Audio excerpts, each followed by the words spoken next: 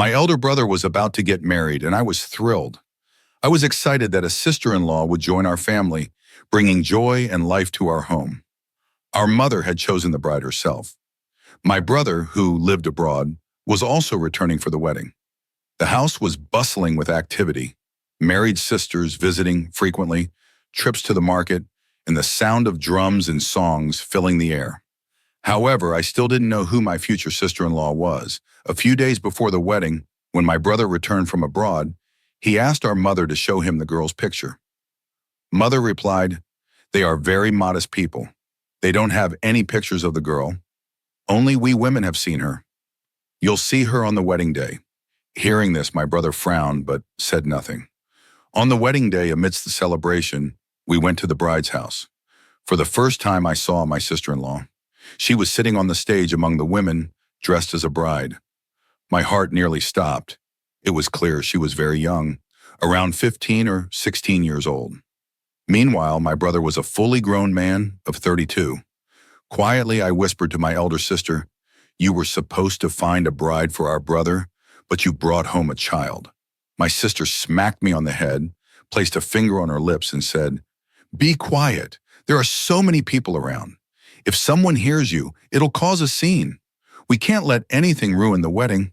I stayed quiet for the moment, but when my sister-in-law arrived at our house after the wedding, my brother's reaction was much the same. He pulled our mother aside and said, "Did you arrange a marriage for me or adopt a child? How can a 15 or 16-year-old be my wife?" Mother looked at him sternly and replied, "You should be happy that I've brought such a beautiful and young girl as your bride. Besides, you'll be returning abroad soon. I'll be the one managing the daughter-in-law here. A young girl will stay under my control. I'll treat her like a daughter. But if I had brought someone older, she would have become uncontrollable." Mother openly explained her reasoning to my brother, who held his head in his hands. On the wedding night, my brother and sister-in-law went to their room, and I sat outside with the sisters, enjoying the music and festivities. A little while later, my mother came and told everyone to go to their rooms and sleep. I got up and left, but my eyes lingered on the closed door of their room. I was young too, and I knew what happened on wedding nights. Curiosity got the better of me, especially since my brother had married such a young girl who might not even fully understand what marriage and its responsibilities entailed. I wanted to eavesdrop on their conversation, but my rational mind stopped me, and I went to my room instead. The next morning, when my sister-in-law stepped out of the room, I couldn't help but stare at her. She looked extremely nervous and shy, her eyes downcast, hands trembling, and body visibly tense. My brother stayed in the room while my mother seated my sister-in-law at the dining table and insisted she join us for breakfast. She barely managed to eat, looking incredibly uncomfortable. As we ate, my mother began explaining the household rules and ways to her, and she simply nodded in agreement. The rest of the day passed in busyness, and the reception ceremony concluded the following day. Once the married sisters left for their homes, I finally got a chance to talk to my sister-in-law. That's when I realized she was a lively and bubbly girl. Perhaps it was because of her age or her natural personality, but she would laugh loudly and talk enthusiastically. She loved watching TV, but whenever my brother was around, she would go completely quiet, nervous and hesitant. I couldn't help but notice this. After the wedding, invitations to dinner started pouring in. My brother, sister-in-law, mother, and I all began attending these events together. My sister-in-law, being a newlywed, was instructed by my mother before leaving the house. "Don't talk much, sit quietly with your head down." And she obeyed my mother's words to the letter. 15 days passed in a flash. My brother and sister-in-law barely spent much time together before the day came for my brother to leave for abroad. On that day, I saw my sister-in-law crying bitterly. Miriam was sobbing uncontrollably until my mother scolded her, saying, "Is this how you behave? Crying like this in front of him will upset him too. He's not leaving you in the wilderness." My mother's harsh tone made Miriam suppress her tears, and my brother left for abroad. From that day, I saw a different side of Miriam. She became completely silent, spending her time either doing household chores or staying locked in her room. 2 months passed since my brother left. During my college break, I was home all day and noticed how much Miriam had changed. There were dark circles under her eyes, as if she was staying up all night. Her face looked pale, and her clothes were often unkempt. She seemed entirely absorbed in household chores. One day I went to the kitchen and stood next to her. At first she looked startled to see me, then asked, "What's the matter, Manawar? Do you need something?" Gently I asked, "What's wrong, Miriam? I understand that my brother isn't here, but that doesn't mean you should let yourself go like this." Hearing this, Miriam looked at me deeply and said, "You care about me?" There was a strange sting in her question. Surprised, I replied, "Of course I care about you." She smiled faintly and said, "Well, at least someone does." I told her not to say things like that, adding, "Mother cares about you a lot, and even my brother calls you regularly." At the mention of my brother, she gave a sarcastic smile and said, "Your brother, sitting across 7 seas, can neither fulfill my needs nor my desires." Handing me a cup of tea, she walked out of the kitchen, leaving me puzzled. 16-year-old Miriam had said something so profound that it left me stunned. She was no longer the carefree and playful girl she once was. She had matured significantly. When she first arrived after her wedding, she was a skinny, frail girl. But gradually, her presence started changing. She looked more mature and grown. Being a 30-year-old man myself, I could sense this transformation in her. Then something strange happened. From that day onward, Miriam started talking to me more. She would come and sit with me, sometimes bringing tea or snacks like fritters. In the evenings, she often joined me in the courtyard, chatting for hours. At first, my mother didn't say anything, but by the 5th day, she came to my room and said, "What does Miriam talk to you about for hours? I brought her here thinking she was a simple, modest girl, but her behavior doesn't seem right. It's better if you keep your distance from her." Hearing this, I was taken aback. "Mother, why are you saying such things?" I asked in disbelief. "She's your sister-in-law and lives in the same house. Can't we even talk?" I asked my mother. She replied, "You don't know how cunning she is. I brought her here thinking she was simple and innocent, but now I realize she's full of deceit.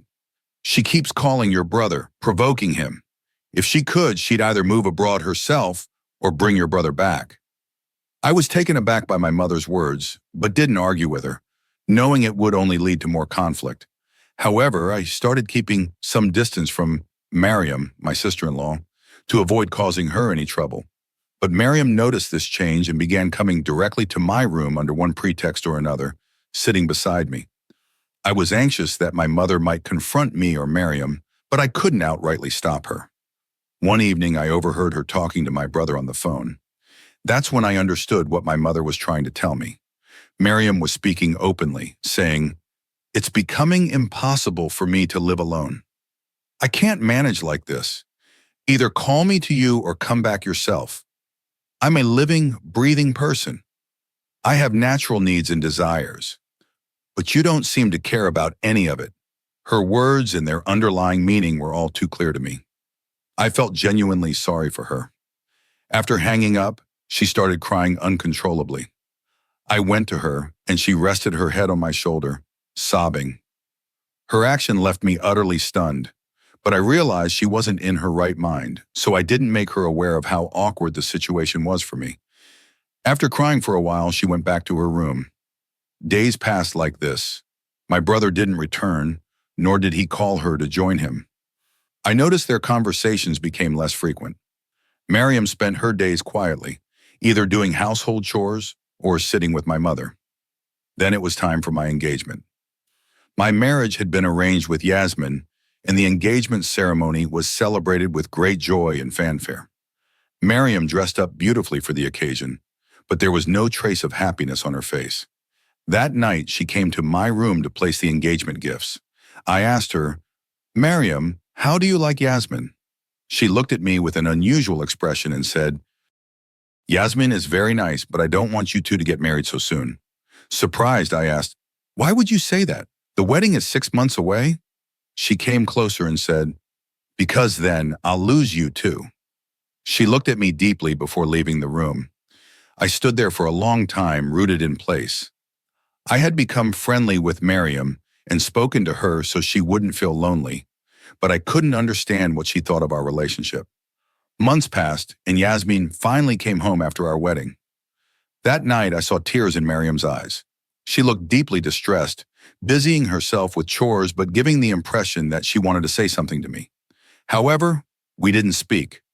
I had started my married life with Yasmin. We were very happy together. Yasmin was my aunt's daughter and very dear to my mother. She quickly became the favorite of everyone in the family.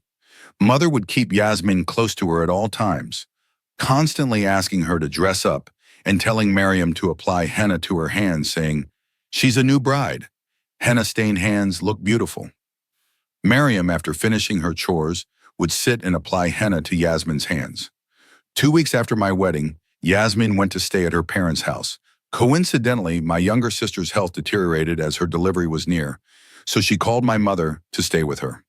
Mother left to care for my sister, leaving just Miriam and me at home. Around 1 a.m., there was a knock on my room door. When I opened it, Miriam was standing there. Her appearance was strange, her eyes filled with tears, and it seemed as though she had been crying for hours. Seeing her like this startled me. She entered the room and sat on my bed. Her gaze shifted between me and the floor, and I asked, "Miriam, what's wrong? If there's a problem, please tell me." She softly said, "It's not a problem. It's pain, and it's unbearable." I looked at her in confusion, and she continued, "Yasmin is wonderful, but I'm not a bad person either." "Then why am I treated like this?" Not understanding her meaning, I asked, "What do you mean, Miriam?" She replied, "Don't you think I deserve love too? When I came to this house, I was just a 15 or 16-year-old girl. Now I'm 17. I've given this house so much time, and I've given you so much time, but in return, I've received nothing. How long must I endure this loneliness? Don't you see my feelings, my desires?" I sat there silently, watching her. Her unease was evident. Today I wanted to understand what was truly in her heart. Then she said something that left me utterly shocked. Miriam wanted a night with me, a companionship I could not give her, even if I wanted to. I told her, "This is impossible. If Mother finds out, she'll kill me." And what would I say to Yasmin? Miriam took my hand and said, "I've never asked anything from you before.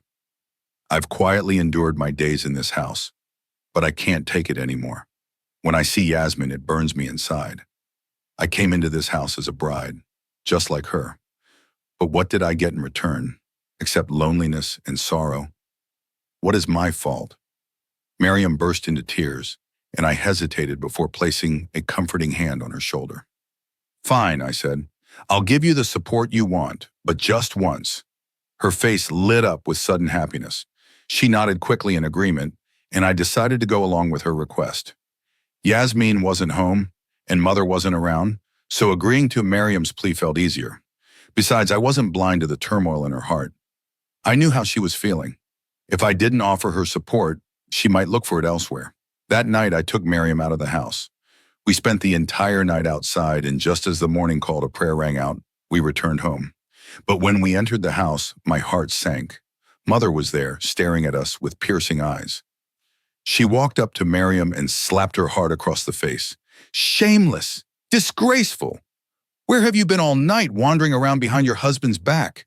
I've already called your husband and told him everything. Now he'll deal with you." Mother glared at me and asked, "Where were you wandering around with her? Don't you have any shame? Didn't I tell you she's a characterless woman? Stay away from her." Hearing her words, I couldn't hold back anymore. Anger surged through me, and I shouted back. How could I stay silent when she was accusing a noble and virtuous woman like Miriam of such things? I yelled, "Miriam is not characterless or bad. If anyone is wrong, it's you, Mother.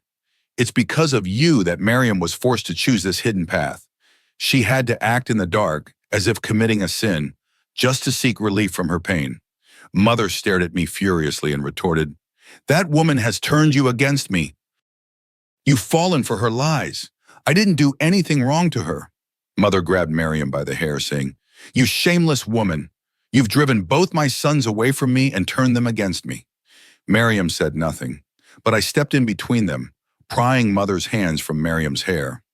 I said, "Mother, fear God. Ever since you brought Miriam into this house, you haven't allowed her a moment's peace. On the very first day at the breakfast table, you dictated every single thing she could or couldn't do, from how she should sleep to how she should wake up. You handed her a long list of household chores and denied her and my brother even a moment of privacy. Whenever they went out, you insisted that you and I accompany them. Even when my brother was leaving for abroad, you didn't allow Miriam to go with him to the airport. When she cried at home after he left, you scolded her and made her stop. After my brother left, you got a 24-hour unpaid servant in Miriam. Isn't that why you specifically chose such a young daughter-in-law? So that you could control her, enslave her for life? You knew your son was living abroad, unaware of the realities here and unable to return. You manipulated him to believe whatever you told him, just like you did before. During my younger sister's wedding, you repeatedly lied to my brother to extract money from him. You've done the same this time. You collected a lot of money in Miriam's name, but didn't care for her needs or desires. Instead, you spent all that money on your daughters and turned Miriam into a servant. You even sowed discord between my brother and his wife. Don't think I don't know how distant they've become because of you. You told my brother that Miriam is characterless, that she has affairs with other men. That's what you think, right? And using that excuse, you stopped her from visiting her parents' home. She was longing for her family, crying for them, and when Yasmin went to her parents' house, Miriam couldn't bear the disparity. If Yasmin could visit her family, why couldn't Miriam? Her mother was sick, and she missed her terribly. That's why I took her to see her ailing mother. What was wrong with that? If you had allowed her to go in broad daylight with your permission, she wouldn't have had to secretly ask me to take her in the dead of night. I was so angry that I revealed the entire truth to my mother without a second thought. I held up a mirror to her actions because I had witnessed Miriam's suffering. I knew how unfairly she had been treated, how lonely and distressed she was. Miriam came from a poor family. Her mother was sick, and she had no father to support her. My mother had taken full advantage of her vulnerability, and I had stayed silent all this time. But now, after my marriage and seeing Yasmin, I realized the extent of the injustice done to Miriam. She truly had endured a great deal. Yasmin had my companionship, my mother's support, and the freedom to visit her parents. She would go out with me, and my mother didn't burden her with many household responsibilities. But for some reason, my mother seemed to hold a grudge against Miriam. She made Miriam's life extremely difficult. After hearing everything I had to say, my mother quietly went to her room and didn't come out again. Miriam looked at me with tearful eyes, as if silently thanking me for taking her to see her sick mother. She had spent the entire night by her mother's side, crying, and seeing her in such pain deeply saddened me. I realized how many months she had been unable to visit her family. I thought to myself that if I had opened my eyes sooner and stood up for her, things wouldn't have come to this point. I decided to call my brother and tell him everything. After listening to me, my brother called my mother. I don't know what he said, but after that, my mother's behavior toward Miriam changed. The household chores were divided equally between Miriam and Yasmin, and now they both shared the responsibilities. Miriam was also given permission to visit her family. Once a week, she would go and spend time with her mother. She often expressed her gratitude to me, saying, "Manawar, I can never forget what you've done for me." But her words made me feel embarrassed because it was my duty to look after her in my brother's absence, not to turn a blind eye to her struggles. 2 months later, my brother returned home for his holidays. He apologized to Miriam for his behavior, and after that, Miriam truly blossomed like a rose. My brother arranged for her passport and took her with him abroad for some time. After Miriam left, my mother felt her absence deeply and realized her value. She came to appreciate her daughter-in-law, recognizing that Miriam had managed the household excellently. Despite all the injustices, Miriam had never argued with my mother. She had quietly endured everything. After some time, my mother sincerely apologized to Miriam, and all the broken relationships in our family were restored. Harmony and understanding returned to our household once again.